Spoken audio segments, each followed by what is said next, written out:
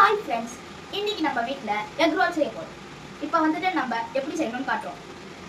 First வந்துட்டு carrot, அதுக்கப்புறம் onion, அதுக்கப்புறம் கேபேஜ், அப்புறம் கேப்சிகமை நல்லா பீஸாக வெட்டி இதில் போட்டுக்கிட்டு ஃப்ரை பண்ணிக்கணும். அப்புறம் வந்துட்டு பாருங்கள் ஃப்ரெண்ட்ஸ், இப்படி தான் பண்ணணும்.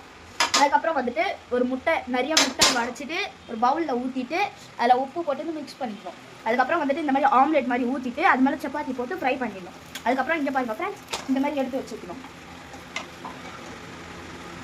அதுக்கப்புறம் வந்துட்டு நம்ம அந்த இதில் இருந்த ஸ்டஃபிங் போட்டுட்டு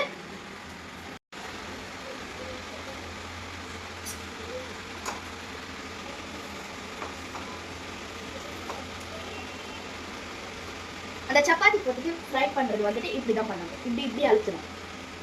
ஓகேப்பா ஃப்ரெண்ட்ஸ், இப்போ வந்துட்டு நம்ம இது ரெடி பண்ணிட்டோம்ல ஃப்ரெண்ட்ஸ். அதனால இந்த சோயா சாஸ், டொமேட்டோ சாஸும் சோயா சாஸும் போட்டுட்டு இந்த ஸ்டஃபிங்ஸ் எல்லாம் வச்சுட்டு திருப்பி டொமேட்டோ சாஸும் சோயா சாஸும் போட்டுட்டு அப்படியே ரோல் மாதிரி பண்ணிடணும். Role super. சூப்பர் தீமன், சூப்பரா இருக்க. எப்படி செஞ்சது?